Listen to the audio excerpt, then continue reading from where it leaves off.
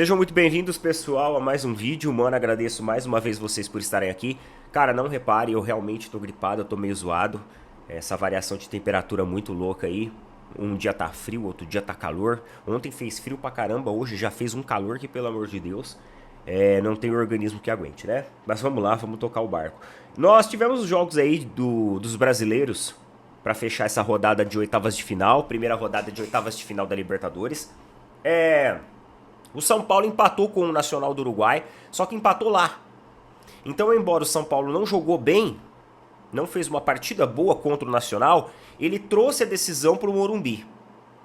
Então, ainda assim, o empate, olhando a perspectiva como um todo, foi um bom resultado para o São Paulo empatar na casa do adversário, porque ele traz a decisão para dentro da sua própria casa. E aí o segundo jogo da noite que tivemos aí foi o jogo de Flamengo e Bolívar. Quando a gente fala do Bolívar, a gente fala de uma equipe que joga numa altitude muito elevada. E isso, obviamente, prejudica muito a adaptação do jogador, porque você tem uma disponibilidade de oxigênio menor. Então o jogador brasileiro, ele costuma sofrer em altitudes muito elevadas, como é a de La Paz. É La Paz, não é? É La Paz que vai ser o jogo, acredito que seja. É uma altitude elevadíssima e o Bolívar, ele sabe disso. E a equipe, ela vem pro Maracanã com o desejo de levar um empate para lá, ou pelo menos um 1-0.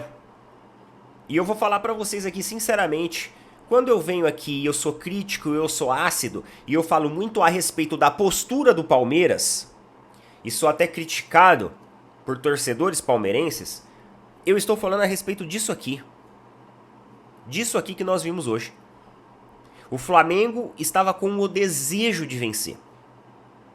Por mais que o Flamengo enfrentou problemas ao longo da partida, o Pedro, em uma jogada que ia ser um absurdo de jogada, eu até acredito que ele conseguiria fazer o gol, porque ele é um jogador que tem qualidade técnica para lances daquele tipo.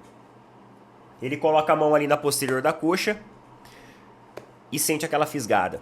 Provavelmente uma contratura. Acredito que não vai ser nada sério, mas é aquela fisgada que não dá pro cara continuar e não tem nem como arriscar continuar. Até porque você precisa de uma recuperação rápida do jogador, visto que o Flamengo já tem os seus desfalques.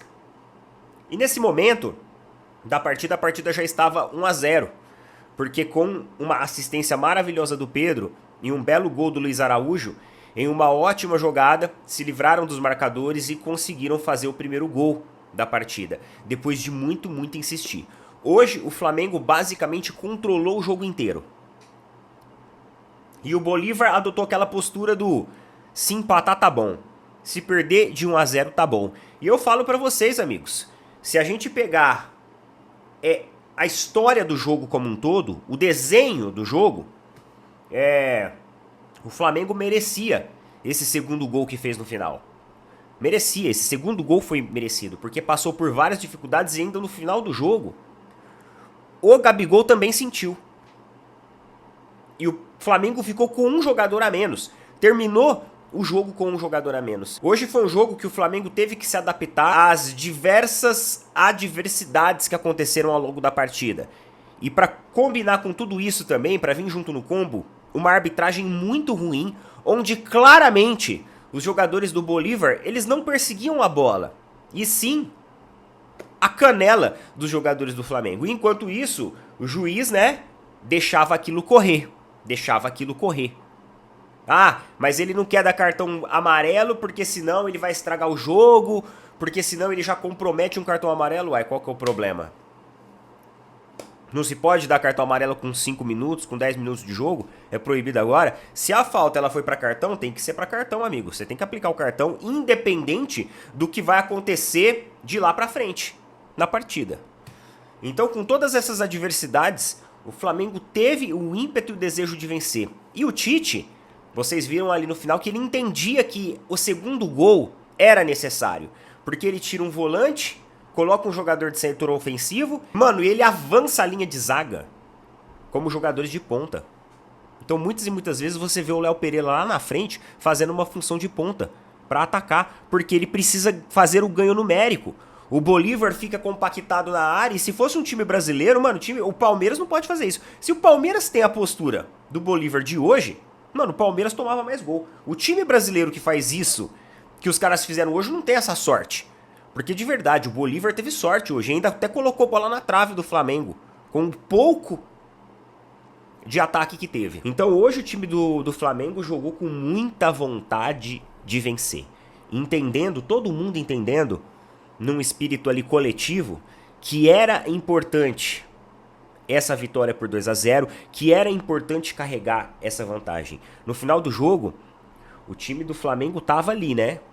Destruído fisicamente, jogador saiu sentindo, o segundo já, e agora, mano, o Flamengo precisa ir no mercado para tentar contratar algumas peças aí para poder se reforçar. Porque o Flamengo tem 3 competições pela frente. É hora de ir ao mercado. E assim, eu achei que foi justo o resultado da partida. Na verdade, se a gente for ver, o Flamengo merecia até um placar mais amplo, de verdade. O Flamengo merecia vencer de 3-0, 4-0, se fosse ver. Porque realmente propôs jogo, teve vontade, enfrentou as adversidades e ainda no final o time jogou as linhas para frente, subiu as linhas para realmente pressionar o adversário e sair de lá com uma vantagem e respirar ali um pouco aliviado, porque ele sabe que a missão na semana que vem, ela é difícil. E 2-0 pelo menos já dá ali um pouco mais de tranquilidade. Não é que tá ganho, mas traz uma tranquilidade. Coloca nas opiniões aí, tamo junto, valeu, falou, até mais.